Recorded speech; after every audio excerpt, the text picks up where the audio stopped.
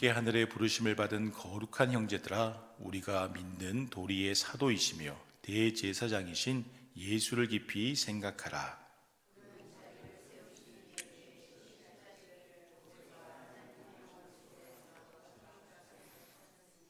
그는 모세보다 더욱 영광을 받을 만한 것이 마치 집 지은 자가 그 집보다 더욱 존귀함 같으니라.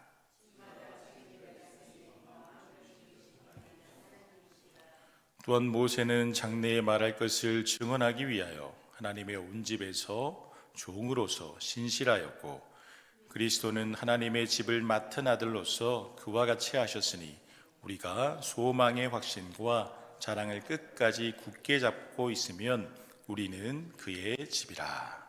아멘. 중국 북경에 어느 한센병 환자가 있었습니다. 어느 날 이분이 선교사님들과 대화를 나누고 있을 때 다음과 같은 놀라운 고백을 했다고 합니다. 선교사님, 저는 제가 한센병 환자가 된 것에 감사드립니다. 왜냐하면 제가 한센병 환자가 되지 않았으면 하나님을 알지 못했을 것이기 때문입니다. 이 병 때문에 이 병원에 왔고, 이 병원에 왔기 때문에 하나님을 믿게 될 수 있었습니다. 또한 앞으로 병이 완전히 치료되는 날이 올 것을 믿기 때문에 저는 하나님께 감사합니다. 여러분, 이 한센병 환자는 세상적인 관점으로 자신을 바라보면 절망할 수밖에 없었습니다. 아무런 희망도 소망도 없었을 것입니다. 그러나 예수님의 부르심의 관점에서 자신을 바라보았을 때 완전히 자신을 다르게 바라볼 수 있었습니다. 예수님의 부르심으로 말미암아 한센병 환자라는 어려운 상황에도 불구하고 감사하고 소망하며 희망차게 믿음의 삶을 살 수 있었다라고 하는 것이죠.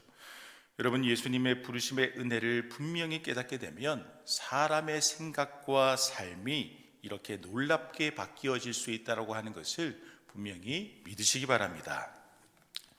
우리의 힘으로는 도저히 어찌할 수 없는 죄의 문제를, 이 죄 많은 나를 하나님 예수님께서 불러주시고 용서해 주시고 사랑해 주셨다. 이 부르심의 은혜를 깨닫는 것이 주님의 자녀들에게 너무나 중요하다는 것입니다. 여러분, 오늘 성경 본문도 이 부르심의 은혜를 말씀하고 있습니다. 우리 1절 말씀 함께 한 번 더 봉독하십니다.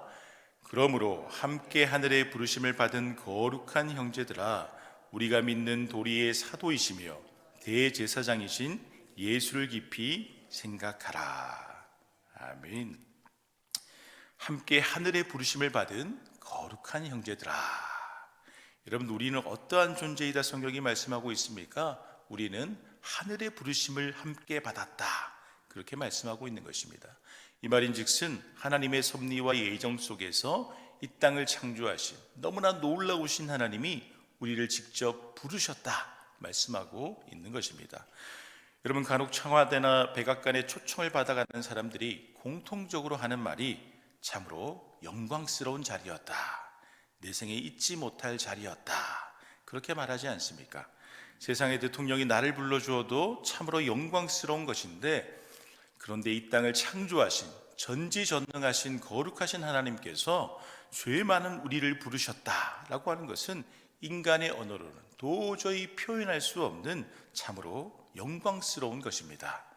우리의 힘으로는, 우리의 능력으로는 하나님께 도저히 다가갈 수조차 없는데 거룩하신 하나님께서 친히 죄 많은 우리를 부르셨다, 그렇게 말씀하여 주고 있는 것이죠. 하나님의 아들이신 예수님께서 친히 낮아지셔서 사람의 몸을 입고 이 땅에 오셨다라고 하는 것입니다. 여러분, 이것은 도저히 이해할 수 없는 미지의 사랑입니다. 어떻게 사람의 생각과 지혜로 판단할 수도 없고 이해할 수도 없으며 있을 수 없는 일이 일어나게 된 것이죠. 여러분, 우리가 그래도 만물의 영장이라고 불리우는 사람인데 개미가 되고 싶은 사람이 어디 있겠습니까? 지렁이가 되고 싶은 사람이 어디 있겠습니까? 아마도 없을 것입니다. 그런 것처럼 전지전능하신 하나님이 모든 사람의 죄악을 사하시기 위하여서 친히 인간의 몸을 입고 세상에 오셨다라고 하는 것 자체가 참으로 이해할 수 없는 하나님의 놀라우신 사랑인 것입니다.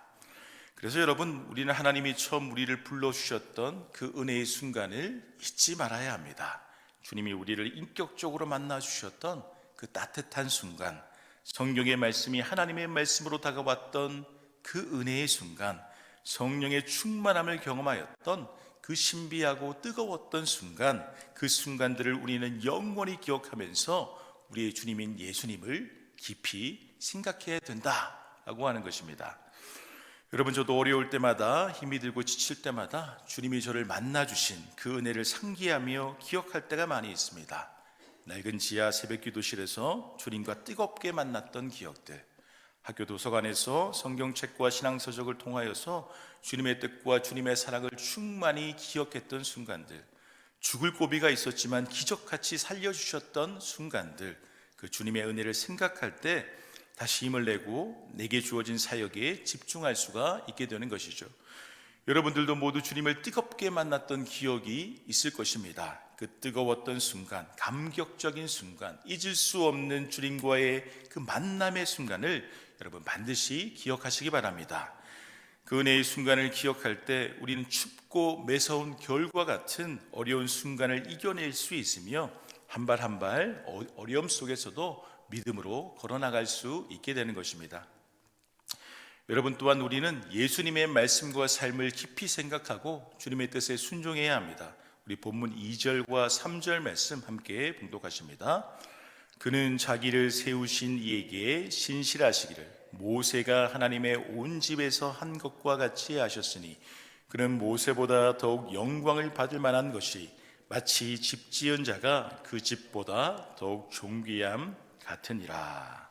아멘. 여러분, 예수님은 자신을 세우신 하나님 아버지에게 십자가에 달려 죽기까지 충성하셨습니다. 십자가의 쓴잔을 피하고 싶은 마음도 있으셨지만 그럴 능력도 되셨지만 하나님의 뜻이기에 끝까지 인내하면서 믿음으로 순종하셨죠. 예수님의 순종의 모습이 얼마나 신실하셨는지 오늘 성경은 모세가 하나님의 온 집에서 순종한 만큼 신실하셨다, 그렇게 말씀하고 있습니다. 여러분, 구약에서 가장 훌륭한 하나님의 사람이라면 모세를 들 수가 있는데 예수님께서 모세와 같이 하나님 앞에서 충성하셨다, 오늘의 본문은 우리에게 말씀하여 주고 있는 것입니다. 그런데 여러분, 우리가 이 본문을 통하여 분명히 알아야 할 것이 있습니다. 그것은 모세는 하나님의 종으로서 하나님의 피조물로서 순종하였고 예수님은 하나님의 아들로서 신성을 가지고 순종하셨다라고 하는 것입니다. 여기에는 엄연한 차이가 분명히 존재합니다. 여러분, 피조물이 하나님 앞에 경배하고 순종하는 것은 너무나 당연한 것입니다. 순종하지 않으면 저주이기에 축복과 멀어지는 것이기에 피조물 된 사람이 하나님의 부르심을 받고 하나님을 믿는 신앙 안에 있으면 하나님 앞에 복받기 위하여서 충성해야 되는 것은 당연한 것입니다. 모세는 비록 연약한 부분도 있었지만 하나님의 사명을 받은 자로서 피조물로서 하나님께 충성을 다하였죠. 자신에게 주어진 하나님의 사명을 받아들였고 하나님을 믿음으로 이스라엘 백성들과 하나님을 연결하는 중재자의 역할을 너무나 잘하게 된 것입니다. 그런데 여러분, 우리 예수님은 친히 이 세상에 내려와서 갖은 고생을 하면서 인간이 되실 필요가 없는 존재 그 자체로 하나님의 귀한 아들이셨습니다. 예수님은 이미 이 우주를 창조하기 전에 삼위일체 하나님으로서 신비하게 존재하고 계셨고 하나님과 더불어서 이 땅을 창조하신 창조주였습니다. 그리고 예수님의 말씀의 권능으로 모든 것을 할 수 있는 전능하신 하나님이셨습니다. 마귀 사탄의 권세도 넉넉히 물리칠 수 있는 불가능한 것이 없으신 권능을 가지신 분이 바로 예수님이셨습니다. 그런데 그런 능력 많은 예수님이 친히 이 세상에 내려와서 인간의 몸을 입고 인간이 당할 수 있는 모든 시험을 당하면서 결국에는 저주의 상징인 십자가에서 처형을 당하신 것입니다. 가장 높은 곳에 계신 이 우주의 창조주가 가장 낮은 곳에 임하신 것, 그리고 세상의 많은 사람들을 위해 자신의 목숨을 바친 것, 이것은 이 땅의 창조주로서 모세보다도 더욱더 영광을 받을 수밖에 없는 존귀함이다. 오늘의 성경은 우리에게 말씀하여 주고 있는 것입니다. 그래서 여러분, 우리는 하나님의 말씀에 순종한 예수 그리스도의 사랑과 희생, 은혜를 기억하면서 작은 예수로 이 땅을 살아가야 될 것입니다. 비록 예수님과 같이 아주 큰 일은 할 수 없다 하더라도 우리가 속한 공동체 가운데에서 하나님께서 우리에게 주신 사명을 잘 감당하면서 신앙생활을 해야 된다라고 하는 것이죠. 여러분, 제2차 세계대전 당시 미국 워싱턴의 유니온 기차역에서 어떤 노인이 새벽부터 사람들에게 코코아를 나눠주고 있었다고 합니다. 여기 코코아 한잔 하시게, 내가 직접 탄 코코아네.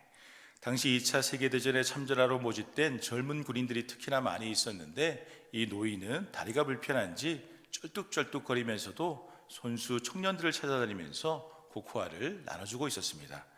그런데 코코아를 받은 한 청년이 놀라서 이렇게 물었습니다. 저기 혹시 루즈벨트 대통령 아니십니까? 그러자 그 노인이 웃으며 말했습니다. 허허, 지금까지 아무도 몰랐는데 자네는 나를 알아보겠는가? 물론입니다. 그런데 대통령님께서 이 시간에 어쩐 일이십니까? 나라를 위해 목숨을 걸고 군대 가는 청년들을 위해 뭐라도 해주고 싶어서 몰래 나왔네. 그나저나 코코아는 맛이 어떤가? 먹을 만한가? 여러분, 예수님의 따스한 말 한마디가, 예수님의 따뜻한 한 관심이 객과 고아와 과부를, 병든 자들에게 엄청난 위로를 안겨주지 않았습니까? 여러분, 내가 평소에 있는 것보다 낮은 곳에 임할 때 치유가 임하고 회복이 일어날 수 있다고 하는 것을 분명히 믿으시기 바랍니다. 예수님처럼 겸손하게 따스한 섬김의 마음을 품어야 한다는 것입니다. 그렇게 오늘 하루도 예수님의 섬김의 마음으로 주일을 준비하셨으면 좋겠습니다.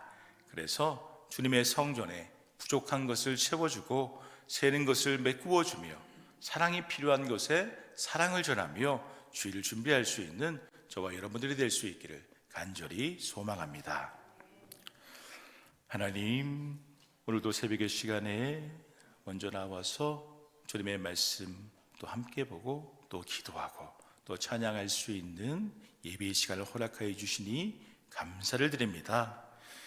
이 죄 많은 세상 가운데에서 썩어 없어질 수밖에 없었던 우리의 모습들, 그러나 주님의 사랑으로 말미암아 예수 그리스도 그 십자가 희생의 보혈로 말미암아 우리가 새 생명을 얻게 되었습니다. 언제나 그 주님의 사랑에 감사할 수 있는 우리가 될 수 있도록 인도하여 주시옵소서. 그 사랑에 감동되어서 우리에게 맡겨주신 공동체, 가정과 직장과 교회와 또 여러 공동체 가운데에서 주님의 사랑을 전하며 살아갈 수 있는 우리가 될 수 있도록 인도하여 주시옵시고, 너무나 연약하고 부족하여서 언제나 넘어지고 쓰러질 때가 많이 있지만 그래도 끝까지 주님을 의지하는 가운데에 우리에게 맡겨주신 또 그 사명과 또 주님의 사랑을 전하는 것, 복음을 전하는 것 잘 감당하며 나아갈 수 있는 우리가 될 수 있도록 하나님 인도하여 주시옵소서. 모든 것에 감사를 올려드리오며 예수님의 이름으로 기도드립니다. 아멘.